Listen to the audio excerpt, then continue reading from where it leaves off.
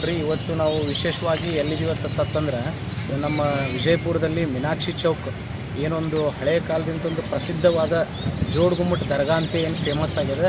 ಇವತ್ತು ನಾವು ಇಲ್ಲಿ ದರ್ಗಾದಲ್ಲಿದ್ದೀವಿ. ಯಾಕಪ್ಪ ಈ ವಿಡಿಯೋ ಮಾಡತ್ತೀನಿ ಅಂತಂದ್ರೆ ಪ್ರತಿಯೊಂದು ಯಾವುದೇ ಇರಲಿ, ದೇವಸ್ಥಾನ ಇರಲಿ, ದೇವಾಲಯಗಳು ಇರಲಿ, ಯಾವುದೇ ಒಂದು ಧಾರ್ಮಿಕ ಸಂಸ್ಥೆಗಳು, ಮಠ ಮಂದಿರಗಳು ಇರಲಿ, ಒಂದು ದರ್ಗಾಗಳು ಇರಲಿ, ಅಲ್ಲಿ ನಾವು ಎಷ್ಟು ಸ್ವಚ್ಛತೆ ಇರ್ತೈತಿ, ಎಷ್ಟು ಒಂದು ನೀರಿನ ಅನುಕೂಲ ಇರಬೇಕು, ಸಾರ್ವಜನಿಕ ಒಂದು ಶೌಚಾಲಯ ಅನುಕೂಲ ಇರಬೇಕು ಅಂದ್ರೆ ಅಷ್ಟು ಜನರಿಗೆ ಭಕ್ತರಿಗೆ ಬಂದಂಥ ಬೇರೆ ಊರಿಂದ ಬಂದಂಥ ಹಳ್ಳಿಗಳಿಂದ ಆಗಿರ್ಬೋದು, ಬೇರೆ ಜಿಲ್ಲೆಗಳಿಂದ ಬಂದಂಥ ಭಕ್ತರಿಗೆ ಒಂದು ಅನುಕೂಲವಾಗ್ತದೆ. ಈ ವಿಡಿಯೋ ಯಾಕೆ ಮಾಡತ್ತೀನಪ್ಪ ಅಂತಂದ್ರೆ ನೋಡಿರಿ, ನಾವು ದರ್ಗಾ ಏನು ಜೋಡುಗುಮ್ಮಟ ದರ್ಗಾ ಇದೆಯಲ್ಲ, ಇದು ಸಾಕಷ್ಟು ಪ್ರಸಿದ್ಧವಾದ ದರ್ಗಾ ಇರೋದ್ರಿಂದ ಇಲ್ಲಿ ಯಾವುದೇ ರೀತಿಯಾದ ಒಂದು ಸಾರ್ವಜನಿಕ ಶೌಚಾಲಯದ ವ್ಯವಸ್ಥೆ ಇಲ್ಲ. ಆ ಶೌಚಾಲಯ ಇಲ್ಲದ ಕಾರಣ ಈ ದರ್ಗಾ ಸುತ್ತಮುತ್ತ ನೀವು ನೋಡಿರಿ, ನಾವು ತೋರಿಸ್ತೀವಿ, ಇಷ್ಟೆಲ್ಲ ಗಲೀಜೈತಿ. ಈ ಥರ ಇಷ್ಟೆಲ್ಲ ಗಲೀಜೈತಿ. ಒಂದು ಶೌಚಾಲಯ ಇಲ್ಲ, ಏನೂ ಇಲ್ಲ. ಮಹಾನಗರ ಪಾಲಿಕೆಯವರು ದಯವಿಟ್ಟು ಗಮನಿಸಬೇಕು. ಇಲ್ಲಿ ಎಷ್ಟೊಂದು ಕಚರ ಇದೆ, ಆಮೇಲೆ ಎಷ್ಟು ಒಂದು ಗಲೀಜಾಗಿದೆ.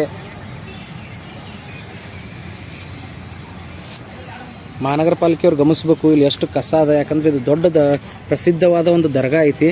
ಇಲ್ಲಿ ತಾವೆಲ್ಲ ಗಮನಿಸಬೇಕು. ಸಾಕಷ್ಟು ಜನ ಬೇರೆ ಊರಿನಂತ ಬಂದಂಥ ಭಕ್ತಾದಿಗಳು ಅದಾರ. ಆಮೇಲೆ ಇಲ್ಲೆಲ್ಲ ತೋರಿಸ್ರಿ, ಇಲ್ಲಿ ಅಭಿಷೇಕ್ ತೋರಿಸ್ರಿ, ಇಲ್ಲಿ ನೋಡ್ರಿ, ಇಲ್ಲಿ ಎಷ್ಟು ಒಂದು ಮಹಾನಗರ ಪಾಲಿಕೆಯವರು ದಯವಿಟ್ಟು ಗಮನಿಸಬೇಕು. ಇಲ್ಲಿ ಒಂದು ಸಾರ್ವಜನಿಕ ಶೌಚಾಲಯ ವ್ಯವಸ್ಥೆ ಆಗಬೇಕು, ಸ್ವಚ್ಛತೆ ಕಾಪಾಡಬೇಕು. ತೋರಿಸಿ ಇಲ್ಲಿ ನೋಡ್ರಿ ಯಾವ ಥರ ಇದು ಎಲ್ಲ ಕಸ ಅದ, ಯಾವ ಥರ ಸ್ವಚ್ಛತೆ ಅನ್ನೋದೇ ಇಲ್ಲ. ಇಲ್ಲಿ ಯಾವುದೇ ರೀತಿ ಸ್ವಚ್ಛತೆ ಇಲ್ಲ. ನೋಡ್ರಿ, ಸಾಕಷ್ಟು ಭಕ್ತರು ಬಂದಾರ, ಸಾಕಷ್ಟು ಬೇರೆ ಊರಿಂದ ಜನ ಬಂದಿರ್ತಾರೆ, ಇಲ್ಲಿ ಭಕ್ತರು ಬಂದಿರ್ತಾರೆ. ಒಂದು ಪ್ರವಾಸ ಮಂದಿರವೂ ಆಗಿತ್ತು, ವಾತಾವರಣ ಆಗಿದೆ. ಆ ಥರ ಸಾಕಷ್ಟು ಬೇರೆ ಬೇರೆ ಊರಿನಂತ ಎಲ್ಲರೂ ಇಲ್ಲಿ ಒಂದು ದೇವಸ್ಥಾನ ದರ್ಗಾಕ್ಕೆ ಬಂದಿರ್ತಾರೆ. ಎಲ್ಲರೂ ದರ್ಗಾಕ್ಕೆ ದೇವಸ್ಥಾನಕ್ಕೆ ಬಂದಿರ್ತಾರೆ. ತೋರಿಸ್ರಿ, ಕೇಳು ಬರ್ರಿ, ಎಲ್ಲಿಂದ ಬಂದಾರ ಅವರು. ನೀವು ದರ್ಗಾಕ್ಕೆ ಬಂದಿರಿ, ನೀವು ದರ್ಗಾ ನೋಡಕ್ಕೆ ಬಂದಿರಿ. ಯಾವ್ರಿಂದ ಬಂದಿರಿ? ಕೊಪ್ಪಳ.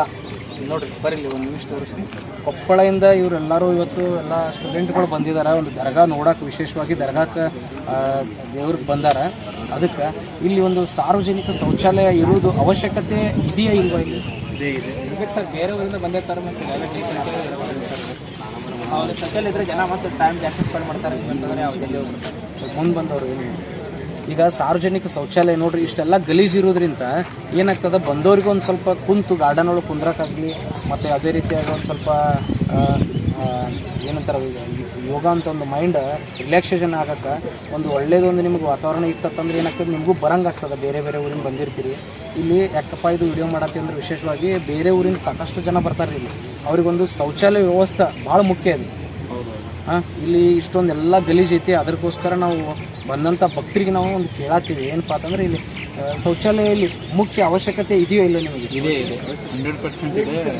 ಯಾಕೆ ಅಂತಂದರೆ ಇವಾಗ ಈ ಕಡೆನೂ ಅಷ್ಟೇ, ದರ್ಗಾ ಆ ಸೈಡ್ನೂ ಎಲ್ಲ ಕಡೆ ಜನ ಏನು ಮಾಡ್ತಾಯಿದ್ರೆ ಶೌಚಾಲಯ ಇಲ್ಲದ ಕಾರಣ ಅವ್ರು ಬಯಲಿಗೆ ಹೋಗೋದು ಏನು ಮಾಡ್ತಾರೆ, ಊರು ಹಳ್ಳಿ ಕಡೆ ಸಂಪ್ರದಾಯ ಇದೆ. ಹೌದು, ಇಲ್ಲಿ ಮುಂದುವರಿಸ್ಕೊಂಡು ಹೋಗ್ತಾ ಇದ್ರೆ ಬರುವಂಥ ಭಕ್ತಾದಿಗಳು ಅದು ಸ್ಮೆಲ್ ಹೊಡೆದು ಸ್ವಲ್ಪ ಗಲೀಜು ಅನ್ಸಕ್ಕೆ. ಹೌದು, ಸಾಕಷ್ಟು ಗಲೀಜು ಐತ್ರಿ ಇಲ್ಲಿ.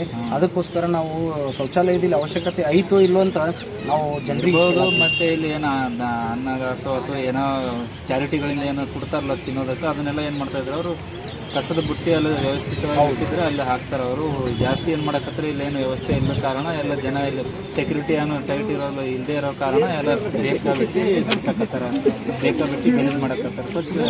ಸೆಕ್ಯೂರಿಟಿ ಟೈಟ್ ಅಂತ ತಗೊಂಡ್ರೆ ಸ್ವಚ್ಛತೆಯೂ ಇರ್ತದೆ. ಎಲ್ಲ ಭಕ್ತಾದಿಗಳು ಸೇಮ್ ಇರ್ತಾರೆ ನಾವು ಹೇಳೋಕ್ಕಾಗಲ್ಲ. ಅದಕ್ಕಾಗಿ ಯಾರ ಮನಸ್ಥಿತಿ ಹೆಂಗಿರ್ತದೆ ಅವ್ರ ಪ್ರಕಾರ ನಾವು ನೋಡ್ಕೋಬೇಕಾದ್ರೆ ಸ್ವಲ್ಪ ಸ್ವಚ್ಛತೆಯನ್ನು ಸೆಕ್ಯೂರಿಟಿ ಸ್ವಲ್ಪ ಇದು ಮಾಡ್ಬೇಕು. ಮತ್ತು ಶೌಚಾಲಯ ಅಂತ ಬೇಕು, ಒಟ್ಟು ಸ್ವಚ್ಛತೆ ಇರಬೇಕು. ಸ್ವಚ್ಛತೆ ಅಂದರೆ ಇದು ದರ್ಗಾನು ಸಾಕಷ್ಟು ಹಳೆ ಕಾಲದಿಂದ ಐತಿ, ಸಾಕಷ್ಟು ಹಳ್ಳಿಗಳಿಂದ ಸಾಕಷ್ಟು ಭಕ್ತಾದಿಗಳು ಬರ್ತಾರೆ. ಅನೇಕ ಕಡೆಗಳಲ್ಲಿ ಸ್ಮಾರಕಗಳೆಲ್ಲ ನಶಿಸಿ ಹೋಗ್ತಾ ಇದ್ದಾವೆ. ಅಂಥದ್ರೊಳಗೆ ನಮ್ಮ ಸ್ಮಾರಕಗಳನ್ನ ಉಳಿಸ್ಕೊಂಡು ಹೋಗ್ಬೇಕಾದ್ರೆ ಅದನ್ನು ನಮ್ಮೆಲ್ಲರ ಜವಾಬ್ದಾರಿ. ಅದಕ್ಕಾಗಿ ಸರ್ಕಾರನೂ ಅದ್ರ ಕಡೆ ಗಮನ ಹರಿಸಬೇಕು.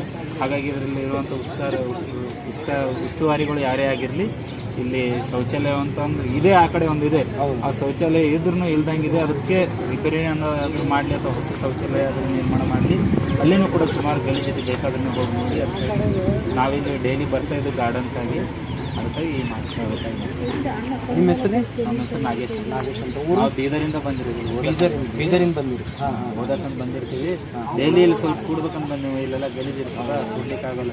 ಇವಾಗ ಇಲ್ಲಿ ಬಂದಿರೋ ಉದ್ದೇಶ ಏನಂತಂದ್ರೆ ನಾವು ಇಲ್ಲಿ ಸ್ವಲ್ಪ ಅಲ್ಪ ಆಹಾರ ಕೊಡ್ತಾರೆ, ಅದನ್ನು ತಗೊಳ್ಳಿ ಹೋಗ್ಬೇಕಂತ ಹೇಳಿ ಇಲ್ಲ ಒಳ್ಳೇದು ನೋಡ್ರಿ, ಸಾಕಷ್ಟು ವಿದ್ಯಾರ್ಥಿಗಳು ಇಲ್ಲಿ ಏನಾಗ್ತದೆ ಇಲ್ಲ ನಮಗೂ ನಿಂತು ತಗೊಳ್ಬೇಕಾದ್ರೆ ನಮ್ಗೆ ಅಜೀಬ್ ಅನಿಸ್ತಿತ್ತು. ಯಾಕಂತಂದ್ರೆ ಇಷ್ಟೊಂದು ಗೇಜ್ ಇರ್ತದೆ, ಎಂಥದ್ರೊಳಗೆ ಈಗ ನಿಂತು ನಾವು ತಗೊಂಡು ಹೋಗ್ಬೇಕು. ನೋಡ್ರಿ ಇದು ಎಷ್ಟು ಗಲೀಜ್ ಐತಿ. ಅಪ್ಪ ಅಂತ ಮಹಾನಗರ ಪಾಲಿಕೆಯವರು ದಯವಿಟ್ಟು ಅಧಿಕಾರಿಗಳಾಗಲಿ ಸಿಬ್ಬಂದಿಯವರಾಗಲಿ ದಯವಿಟ್ಟು ಇದ್ರ ಬಗ್ಗೆ ಗಮನ ಹರಿಸಬೇಕು. ಯಾಕಂದರೆ ಯಾವುದೇ ಒಂದು ನಮ್ಮದು ಐತಿಹಾಸಿಕ ಪುರಾಣ ಒಂದು ಏನು ಸ್ಮಾರಕಗಳು ಅದಾವೋ ಅದರ ರಕ್ಷಣೆ ಆಗಬೇಕು. ಅದೆಲ್ಲ ನಮ್ಮ ಸಾರ್ವಜನಿಕರ ಹೊಣೆ ಇರ್ತದೆ.